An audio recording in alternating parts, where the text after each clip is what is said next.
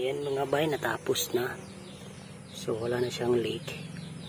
So pangatlo ko to tinanggal dahil dito nagli-leak yung dito. Buti na lang nagpalit tayo ng clip. Pag dito kasi pag mahugot na yan mga bay, lilik na talaga yan kasi ninipis na yung ano dyan. So, magkapera tayo, bibilihan na natin to. So ito, tatlo, isang clip, isang original clip at saka clip at saka goma. Nilagyan natin ng goma mga bayo. Para talaga hindi siya tatagas mga bay. So wala na siyang tagas. Tapos lagyan natin ng tubig. So pandarin na natin. Tapos ikakabit din natin tong mini driving light na isa. So isa lang yung in-order ko. Sinubukan ko muna kung malakas ba. Pag okay, so order ako ng isa. So yan na, lagay na natin. So dito nakabit na natin yung maayos ng battery. So may lock na po siya. Hindi na po siya. Tapos yung ground niya, maganda na yung mga ground niya. Tapos dito, ganyan. So all goods na. Kasi hindi na siya pangitignan. So yung dito siguro ikiklip ko dito. Yan o. Para hindi siya pangitignan mga bay. Para malinis talaga dito tignan o. So yan. So papandarin muna natin mga bay kung all goods ba. So yan. Pandarin na natin. Yung signal light yung magana.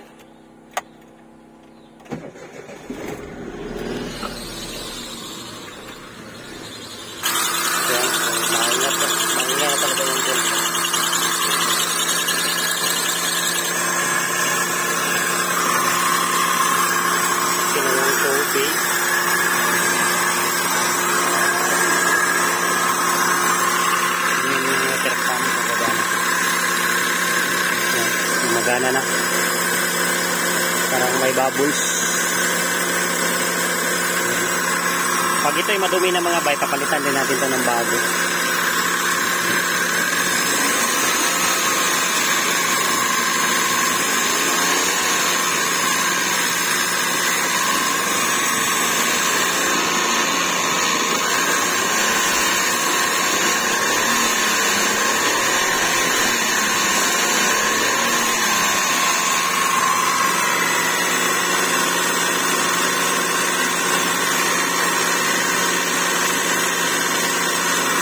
Maganda na yung flow niya mga bayo na wala nang tagas dito.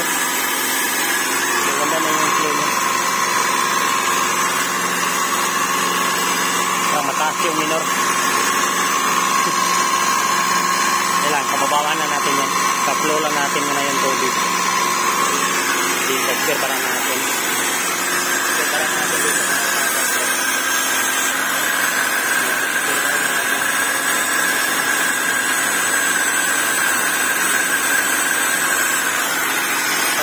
Talaga yung minor mga boy. Babaan na natin ito ngayon. Tingnan natin yung tambot ko dito. Yan ang goods. So may tubig. Yan talaga. Pag mga kondisyon mga boy. Goods na. Hindi na yan nagulit.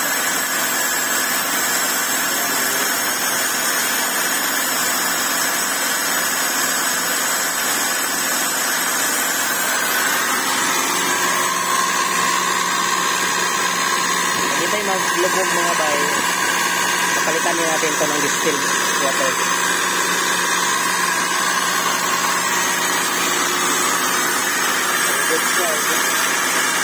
Very good sa mga bay. Yan lang ang update ng Cherry mga bay. Let's go! Yan mga bay, ang nobserbahan ko dito, gumanda na yung minor niya nung naayos natin doon yung leak. So, tagal na pa siguro yung nag-leak mga ba. Tapos, yung temperature, matatagal-tagal na itong nag-andar. So, yung temperature mga ba, ganyan lang.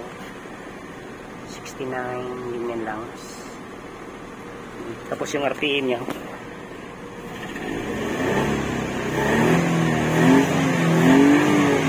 So, yung check engine, bumalik oh. Yung check engine, bumalik.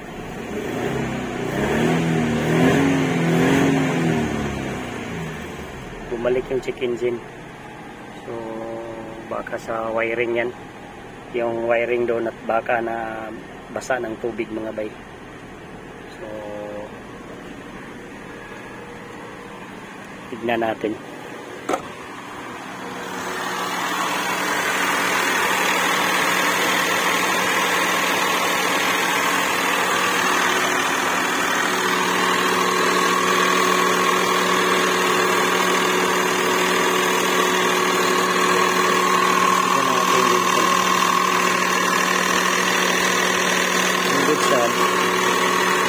Basa naman yung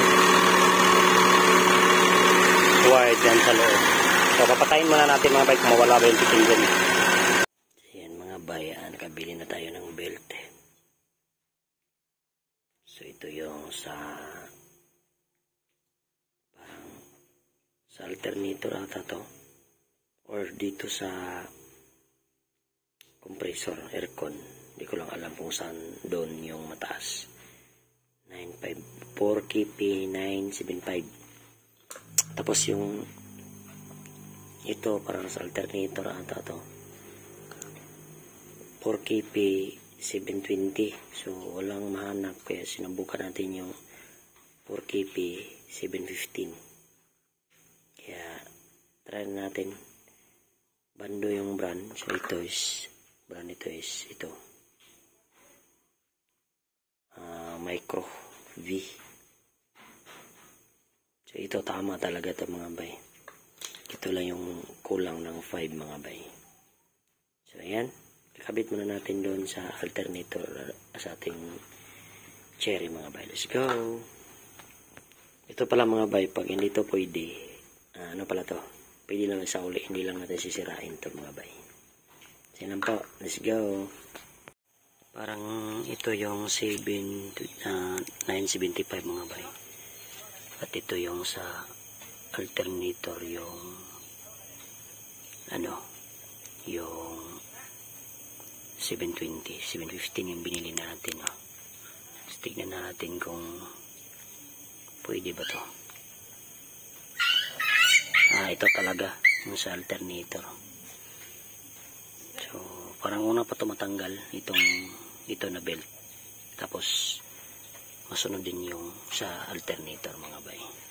So ito po yung tornilyo niya, tapos pinalitan natin yung 12mm kasi hindi yan maabrihan na ano na kasi siya na sira, kaya doon is 10mm lang yung doon. Luwagan lang natin yun para saan natin para makikita nyo kung saan, sino yung hindi pa nila alam. Yan po. Yan po. Tatanggalan na natin. So adjuster to mga bay. Kaya hindi ko lang alam kung pwede yung 715 mga bay. Yan, let's go. So yan, ganyan po yung posisyon. So natanggal na po siya. So ganyan siya, lumuwag na. So hugutin mo natin yan.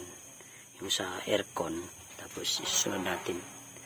Hindi natin mapalitan to pag hindi matanggal tong sa aircon mga bay. Yan, let's go. Tanggalan natin sa luwagan pala ito yung tornilyo mula. Kinuha natin yung tornilyo dito para makuha, hugot natin to. So yan, nakuha na natin. Tapos doon na natin padaan sa giliran. Yan, let's go. So ito po yung 4KP 975. Tapos ito yung 4KP 720. So ito yung nabili natin, 715. So tignan natin kung papasok ba ito mga bay. Pwede ba ito masauli, hindi lang ito sisirain yung carton mga bay. So yan, let's go. Tamang pagkabit sa belt mga bay, dapat nakaganyan yan. Kasi yan ang pagtanggal ko dito, ganito kasi yung posisyon. So ganito rin pagbalik natin. So yan, let's go.